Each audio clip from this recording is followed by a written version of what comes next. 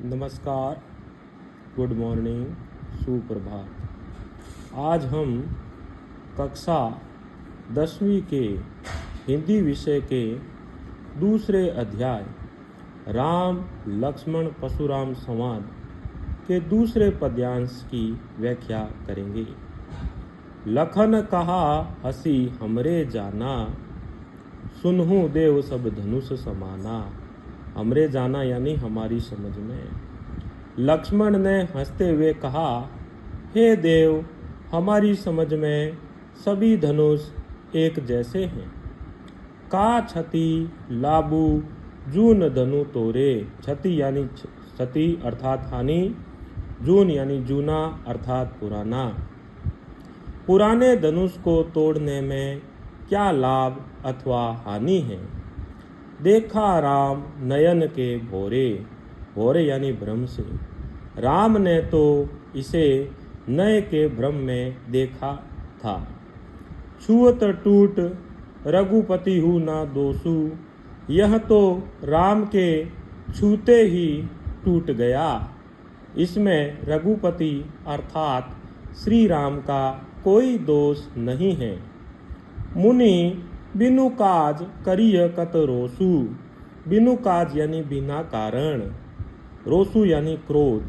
हे मुनिवर अर्थात हे परशुराम, आप अकारण ही इतना क्रोध क्यों कर रहे हैं। बोले चिते परशु की औरा। लक्ष्मण की व्यंग्य से भरी हुई इन बातों को सुनकर परशुराम अपने फरसे की ओर चिते अर्थात देखकर बोलने लगे।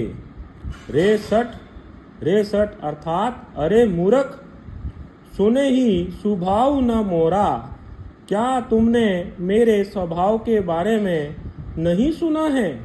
अब ये जो काव्य पंक्ति हैं, इसमें सट, सुने ही, सुभाव तीनों में सवर्ण की आवृत्ति होने से यहाँ अनुप्रास अलंकार है।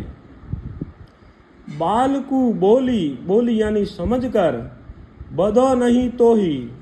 अभी तक तो मैंने तुम्हें बालक समझ करके नहीं मारा है। केवल मुनि जड़ जान ही मोही।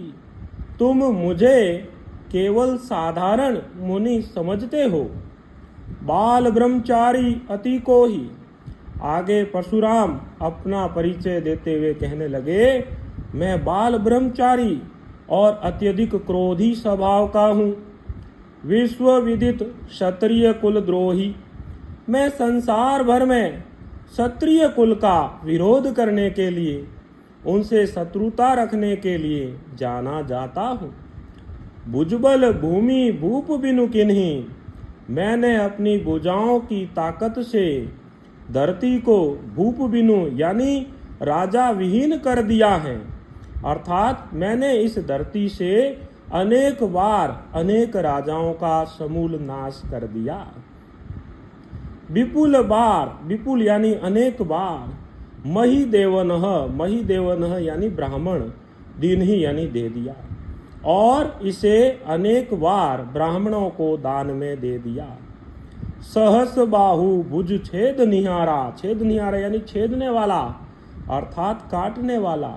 हे लक्ष्मण, सहस्त्र बाहु की भुजाओं को काटने वाले। परशु बिलोकु, बिलोकु यानी देख लो। महीप कुमारा यानी राजा के पुत्र अर्थात राजकुमार। हे राजकुमार, राजा सहस्त्र बाहु की भुजाओं को काटने वाले, मेरे इस फरसे को देख लो। मातु पितहि जनि सोच बस, करसी महिष किशोर। आगे परशुराम चेतावनी भरे शब्दों में लक्ष्मण को समझाते हुए कहने लगे, हे महिष किशोर अर्थात हे राजकुमार, अपने माता पिता को शोक मग्न मत करो। गर्भनः के अर्भक दलन, अर्भक यानी भ्रूण। परशु मोर अति घोर। मेरा यह भयंकर फरसा शतरानियों के गर्भ में स्थित भ्रूण को भी घिरा देता है। अर्थात मेरे फरसे को देख करके मेरे शत्रु अत्यधिक भयभीत हो जाते हैं। तो ये जो दूसरा पद है, इसमें भी लक्ष्मण व्यंग्य से भरी हुई बातें करते हैं और उनके प्रति उत्तर में परशुराम क्रोध से भरे हुए अपने स्वभाव का परिचय देते हुए क्रोध से भरी बातें करते हैं। अवधी भाषा का प्रयोग हुआ है, चौपाई दोहा छंद का प्रयोग हुआ है। धन्यवाद।